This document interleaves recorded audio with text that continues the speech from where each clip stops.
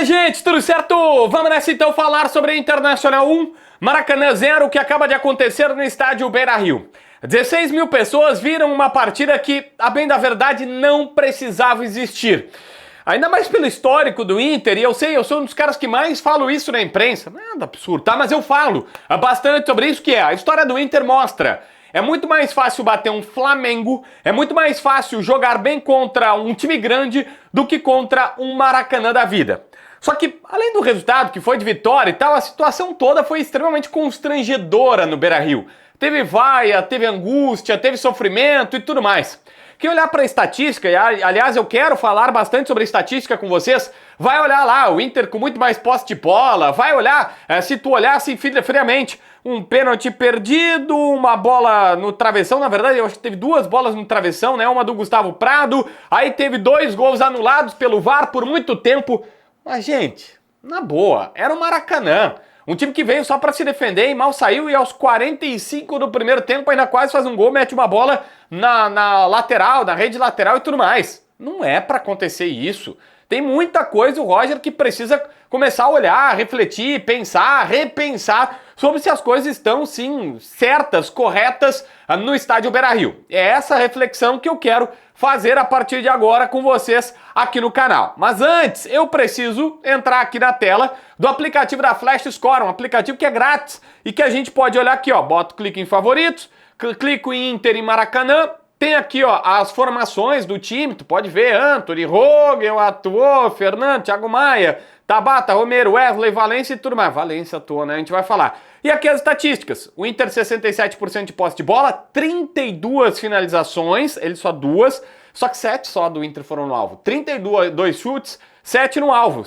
15 escanteios, nenhum escanteio para eles tiveram uma finalização só também, 83% de passes corretos. Só que assim, ó, tem várias outras situações aqui. O Internacional teve, por exemplo, se a gente for olhar aqui, 72 cruzamentos. É isso mesmo, 72 cruzamentos. Aí fica difícil de defender, né, Inter? Bom, se tu quiser ter todas as estatísticas dos jogos do Inter, do Grêmio, do Flamengo, do Fluminense, tem aqui no aplicativo da Flash Score, que é grátis, tu pode baixar na descrição ou no primeiro comentário.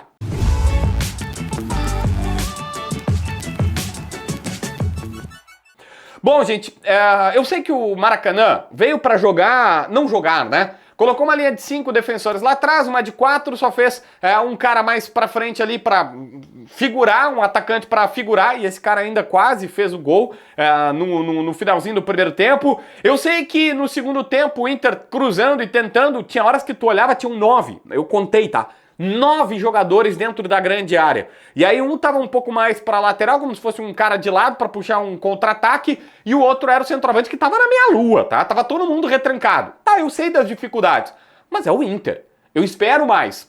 Esse é o tipo de jogo, é o tipo do jogo que acontece algo que o Guardiola, na série da Amazon que eles têm, que é uma série mostrando os bastidores, o primeiro foi do Manchester City, pelo menos que eu lembro, que o Guardiola chega num jogo, no intervalo, e ele pega todas as pecinhas de um, sei lá, num campinho de botão, mais ou menos, que ele tinha, né, das pecinhas dele, diz assim, no intervalo para os jogadores, ele empurra todas as peças e diz, eu não vou fazer tática para vocês, vocês têm que fazer o seguinte, ó, empurrar o adversário e empurrar a bola para a rede de qualquer jeito. É um time de Série D, com dificuldades gigantescas para jogar futebol. Era óbvio que o Inter tinha que achar uma solução. Tabelar, trocar passes, alguém fazer um drible, alguém fazer uma jogada individual, fazer um cruzamento diferente, que não o chuveirinho. No mínimo o seguinte, olha, lembra quando a gente viu no Grenal, o primeiro Grenal, que o Ener Valencia passa, puxa 2, e aí vinha no segundo poste um jogador do Inter para fazer o gol. Cara, era jogada pensada, era jogada trabalhada, ou era, no mínimo, uma jogada inteligente. Não foi o que aconteceu. Eram cruzamentos do Inter para a área, de qualquer jeito, com o famoso chuveirinho, que é joga para lá, joga para lá, joga para lá. Se aparecesse alguém na hora certa, no momento exato, e claro, os caras não tirassem, beleza, mas não apareceu. Absolutamente não apareceu.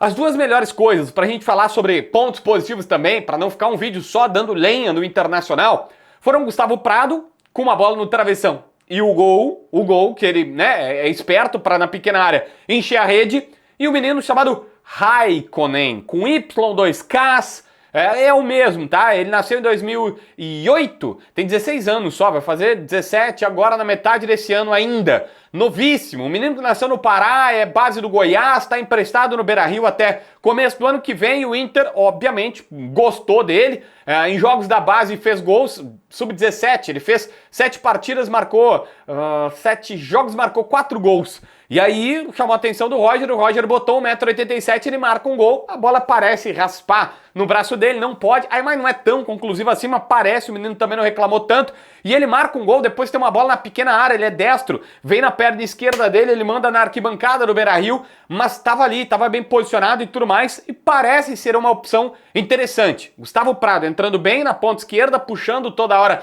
por meio para bater, para finalizar, ou entrando na área, e o próprio menino. São as duas melhores coisas. Mas, por exemplo, tem um jogador que pisou demais na bola, o Ender Valencia. E eu nem tô falando sobre o jogo, porque o jogo do Ender Valencia foi o famoso Lulu Santos a passos de formiga e sem vontade. Mas a passos de formiga e sem vontade também foi a sua saída de campo.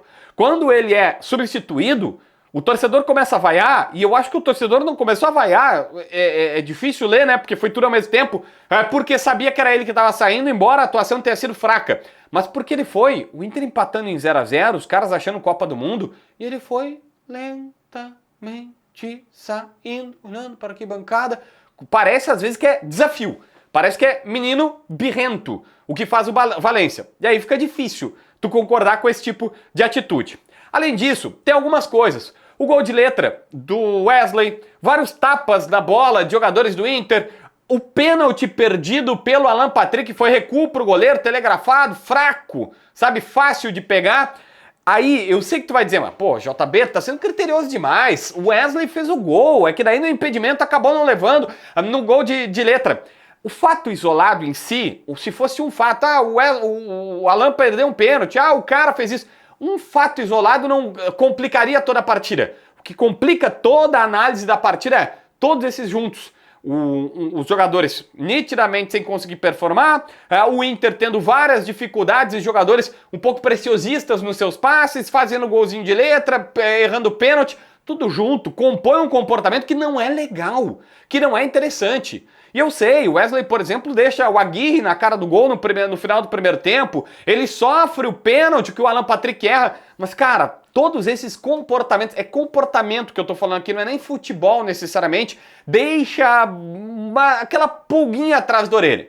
E olha, eu não tô entre os caras que acham o seguinte, que tem certeza, o Roger perdeu o gás, é Coca-Cola, 2 litros, 3 litros, na metade já perdeu o gás, não tem o que fazer. Ou a direção oscila demais, que também é uma coisa que muita gente fala. Olha, começa bem um trabalho, depois degringola, não consegue manter o aproveitamento por muito tempo. Normalmente vai bem no segundo semestre, perde no primeiro. No primeiro semestre foi campeão gaúcho, mas a gente ainda tá no primeiro semestre. A oscilação, ela normalmente acontece por agora. É só pegar aqui, Melgar, Globo, esses times foram mais ou menos por essa data aqui. Eu sou ruim de data, tá? Não me cobrem. Mas é mais ou menos. O Kudê foi demitido mais ou menos por essa hora. Enfim, é mais ou menos tudo por aqui. Então assim, vamos lá. O Roger precisa começar a refletir o que aconteceu. Porque a gente for olhar a fundo, as atuações, elas, né, não tão boas. A gente tá colocando na sequência, no desgaste, na dificuldade dos adversários. Tem várias questões. Mas começou contra Flamengo, começou contra Palmeiras, o Brasileirão. Sim, mas todo mundo joga contra todo mundo. Mas tem desgaste. Todos os adversários têm desgaste. E dessa vez, eu ia falar o Globo, mas não é mais o Maracanã. O Maracanã no Beira-Rio. O Maracanã foi no Beira-Rio, mas é isso. Então assim, cara, preocupa, tá? E o resultado ainda deixa os caras vivos pro jogo de volta. Eles estavam pensando que eles podiam levar uma goleada e estavam sonhando se a gente levar uma goleada, leva o segundo jogo para Santa Catarina e bota uma grana na conta, né? Porque pode ser interessante para todo mundo. Não, os caras voltam vivíssimos. Vivíssimos. Sabe? Tipo, uma chance de ouro pra, né, complicar. Eu não acho que o Inter vai perder a classificação, na boa, me recuso a acreditar. Mas o que eu posso te dizer é que quem perdeu uma chance de ouro também foi o Inter. O Inter teve, nessa sequência maluca de que todo mundo tá tendo, o Inter teve a chance de ouro, assim, de maravilhosa. Dizer o seguinte, peraí, vou jogar contra o Maracanã, posso botar reservas, goleio aqui e depois boto o time sub-20 lá que não vai fazer a diferença. Não aconteceu. Não aconteceu. Vai ter que jogar lá, vai ter que jogar no mínimo com um time alternativo para titular e pensar em focar em classificar. E além de tudo, teve que colocar Alan Patrick, teve que colocar jogadores mais importantes num segundo tempo para ver se acordava para a vida. Velho, o Inter vai pagar um preço físico pelo que fez dessa vez. Inscreve no canal, assina a notificação, deixa teu like, comenta aqui embaixo para ver mais vídeos.